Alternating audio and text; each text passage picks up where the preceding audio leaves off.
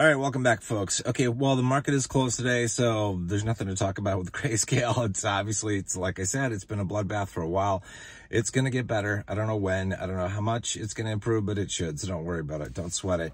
The big gains are in the fall and winter, so don't get freaked out. Anyway, okay, so in this video, I want to talk about high yield dividend stuff. I'm not in them right now. I have been for several months. I rotated out of them, got into Grayscale Trust, basically all in.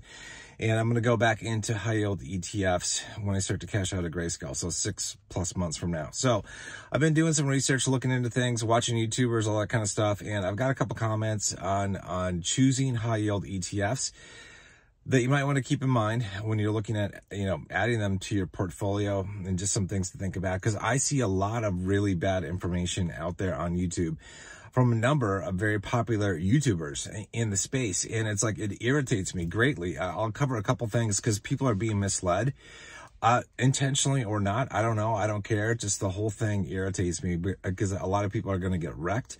They're going to get misled into high yielders that basically don't do any good or hurt them greatly in the long run. So I want to talk about stuff just to think about as you guys are investing in high yield dividend ETFs. Okay, so one thing, and then I'm going to talk about some of the ETFs that I'm getting into, that I'm starting to think, looking into. I'm going to take a couple months to make my decisions on, all that kind of stuff. I'll talk about that at the end. But first, a couple issues. I've seen YouTubers come out and say things like, well, if a high yield ETF yields 50% per year, that means you'll be able to get your money back, i.e. your principal back, in 2 years. 50% yield, 2 years. That's a bullshit lie. Unless somebody is in a tax-free environment like a Roth IRA, they're going to have to pay taxes. So that's a bullshit lie. So for example, let's take myself as an example. Ordinary income coming off of high yield dividend ETFs is taxed at an ordinary income rate. I'm at the highest tax rate between state and federal, pay almost 50%. So 50%, let's just say that for easy math, it's like 49 or 48 or something like that. But let's just say 50% for easy math. Okay, so if I've got something that has a 50% yield, that's my gross return, right? That's not my net return. That's my gross return. I have to pay taxes. I can't just reinvest all that. I can't just take it off the top. I can't just go spend it. I have to pay taxes. Well, half of that 50% is getting paid in taxes. So 25% is going out the window. I only have a net yield of 25%. Okay. So it's not going to take me 2 years to recover my money like they're saying. It's going to take me 4 years, twice as long. Okay, so this is a deception, whether it's intentional or not. Some of these YouTubers that I watch, I don't like. I don't think they're very smart. I just don't think they take into account this stuff. But honestly, even the smart ones I watch never take this into account. So here's the other deal related to this. When people talk about your total return from an ETF, well, here's what they do. They take yield. They, like say something has 60% yield, and it's got 40% NAV erosion, right? It's severe NAV erosion. A lot of these things out there do, like if you look at IWMY or Tesla and things like that, they do. So you got a 60% yield and a 40% NAV erosion. They will tell you, and they say this on their channels, well, you're up. You have a total return of 20%. Total return of 20%. Sounds good. That's a bullshit lie, unless you're in a tax-free environment. Again, with my example, here's how it works for me. I've got a 60% yield. That's my gross yield. I have to take half of that and put it away for taxes. I'm left with 30%. So 30% is my net yield. Okay, now if I have 40% erosion, guess what's happened? My total return is negative 10%. My wealth has gone down by 10%. I'm interested in growing my wealth, not getting a fucking paycheck while on the back end of things are being eroded. This is very dangerous for a lot of people. They're in these dumbass funds like the Defiance funds, like Tesla, like others that are just eroding their wealth. People are like, Alti's great. It's like, have you looked at the fucking chart of Alti? Do you not do your research? The NAV is eroding in a big way. It's going to just eat up your yield. So anyway, so this is my rant, right? And tell me if I'm wrong. Tell me, like, do I live in a, do you guys not pay taxes? Does nobody pay taxes except me? Because that would be messed up. Like, cause I don't care what the gross yield is. Yeah, I'm looking for good yielders, but at the end of the day, I have to do a calculation. I have to say, what is my net yield after I pay taxes, right? After I pay taxes, even ETFs that pay return of capital, the distributions, the dividends are technically tax-free, but not really. Here's why: because when you get paid with these tax-free dividends, well, your cost basis in the ETF goes down, which means when it comes time to sell that ETF, and I intend to sell some of my ETFs, you are going to be charged capital gains taxes. So if you've held it for more than a year, you get long-term capital gains rates. If it's less, short-term capital gains rates. But I sort of, when I do a calculation in my head as to like if I'm being paid, for example, from FEPI, which I think is a pretty decent ETF, if I'm being paid in return of capital, it's not really tax-free.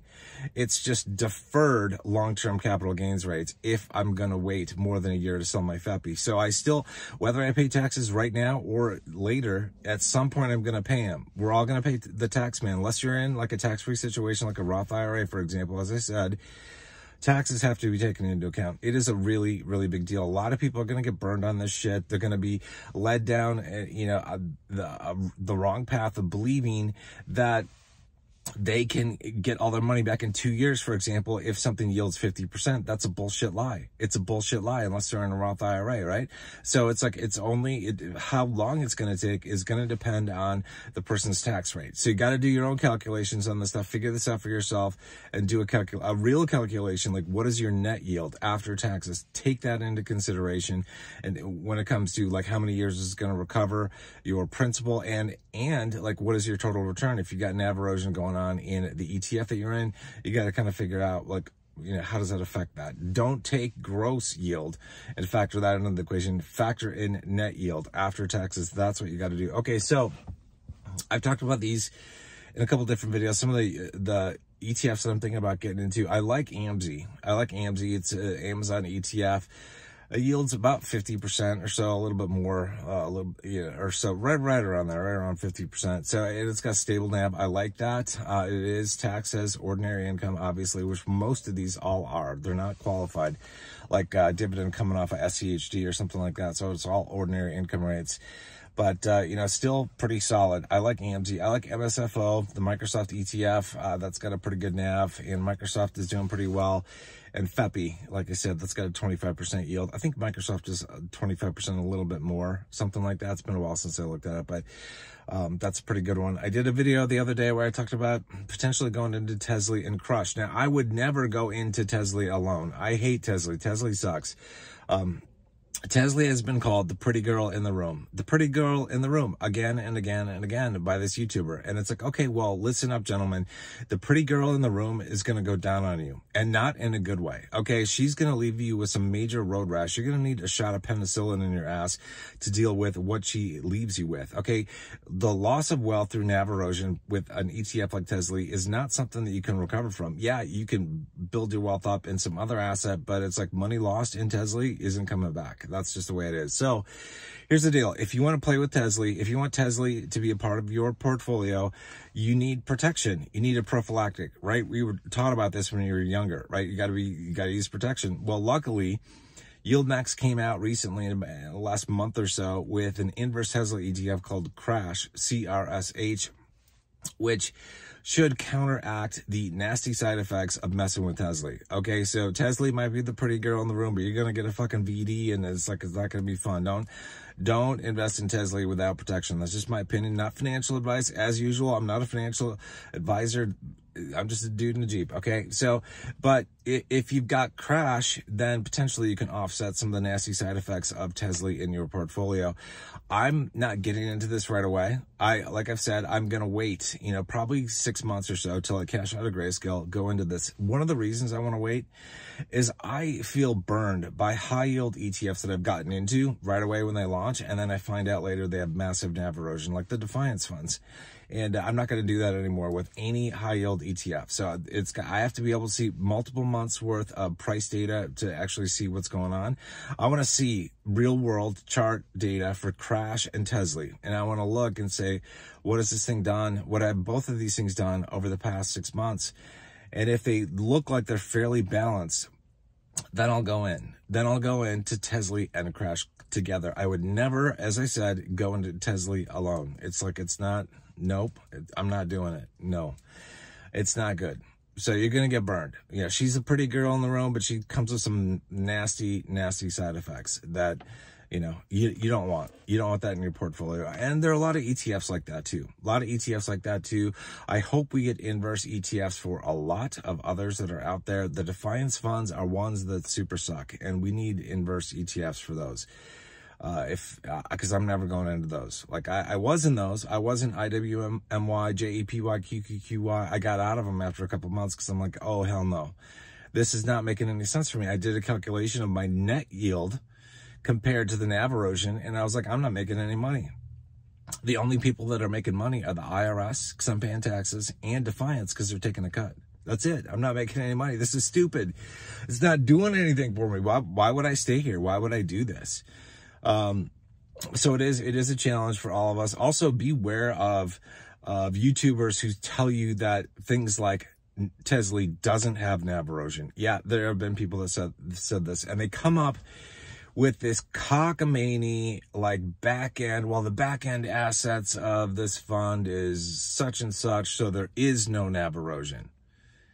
And then everybody that's on board, these channels are like, oh yeah, Tesla has no NAV erosion.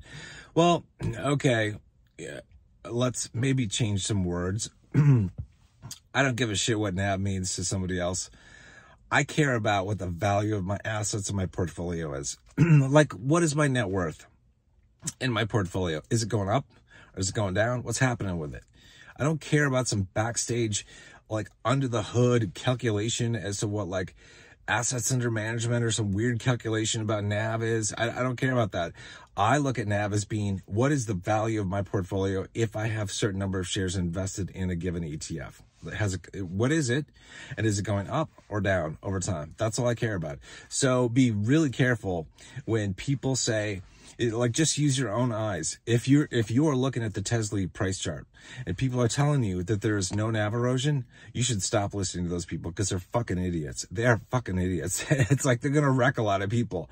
They're going to wreck a lot of people because, the people that believe them, that trust them, they're going to say, oh yeah, there is no NAV erosion. There's nothing to worry about. I listened to a YouTuber that says he's going to get paid for life. No matter what happens with the price of Tesla, no matter what happens, he's going to get paid for life, for the rest of his life. And he's going to recover his money in 2 years if it pays 50% yield.